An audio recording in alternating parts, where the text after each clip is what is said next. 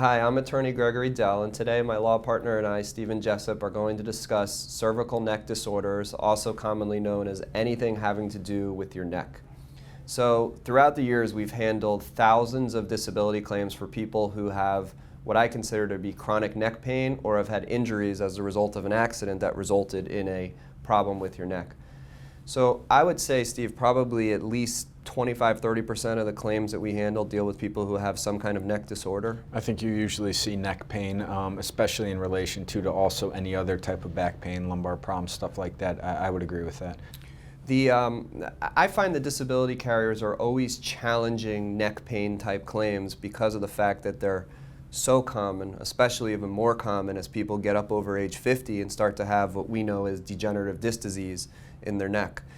What are the most common challenges that you see from the disability companies when somebody has a neck problem? I think one of the biggest issues is going to be that lumbar, it's a little easier to say, well, lumbar, they say it has problems, difficulty sitting, but your neck, it shouldn't be affected so much by it. So I think it's always going to be that nexus in drawing the correlation as to how it's causing the pain. Obviously, even with the diagnostic testing to show if there's any abnormalities in the neck, there's always that question, well, what kind of pain is it providing? How is it affecting your ability to do the job? So to treat it, as any chronic pain condition, even in spite of any diagnostic proof.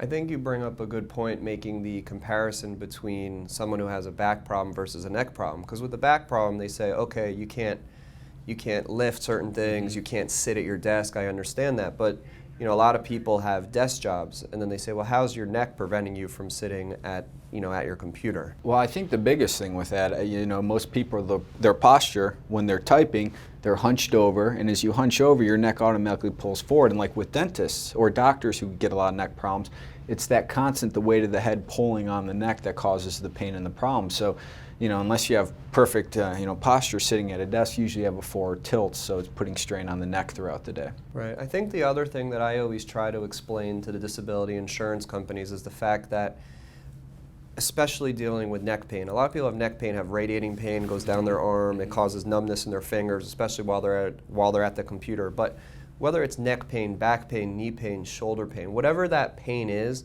the point is I tell a claims adjuster, you know what?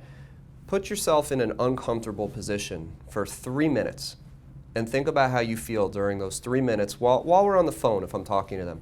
Now think about during that 8-hour day, this is how this person is supposed to be able to work for 8 hours of the day.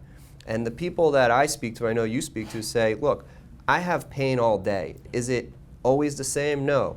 It varies throughout the day. But I have this pain, and because of that, I can't focus on what I'm doing, and I'm not able to do my job. Can I sit at my desk all day and do my job, and sit there and be at my job? Sure, I could probably sit there, but there's no way I can function. So I think when you're dealing with neck disorders specifically, it's really about focusing on what that pain is and then having your doctors document what that pain is. Because if you don't have it documented, how many times have you seen, they go, yeah, we see that you have this complaint and maybe you have a herniated disc, but your doctor's not saying anything about how it's limiting you. Yep. So what would you suggest to somebody who has a neck pain to have their doctors document for them? I think the biggest thing is, especially when it comes to the disability claims, is how it's affecting and impacting the ability to do the job. If sitting at a desk all day is causing strain, and it's making it uncomfortable, you can't focus, like you said, radiating pain down into the arms, just making sure that all those things are being documented properly, because the insurance companies are going to say, if it's not there, then you must not be having the problem. You brought up a good point when you discussed with the claims person, or I'm sure most people out there have had a bad night of sleep where they sleep their neck the wrong way, they wake up and it's hard to turn their head. That pain's bad, and that's usually just from a tightening of the muscles. We're not talking structural defects in the actual spine that can't relieve themselves over time.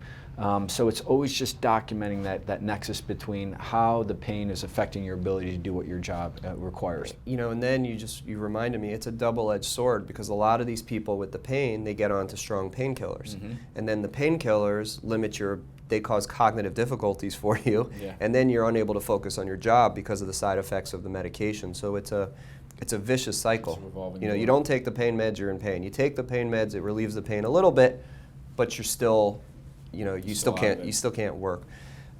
Just the last topic to touch on is there's a lot of different testing that people can do for cervical conditions that I know that disability insurance companies expect people to undergo. Just to mention some of them here, and of course we're available to discuss any of these things with a potential claimant who calls us. MRI testing, CT scanning, X-ray, EMG testing, nerve conduction study testing. That's 5, just to list a few, and all of those testing can be interpreted in different manners by different doctors, but the more objective evidence, diagnostic testing that a claimant can get, the better off they're going to be in proving their claim for disability.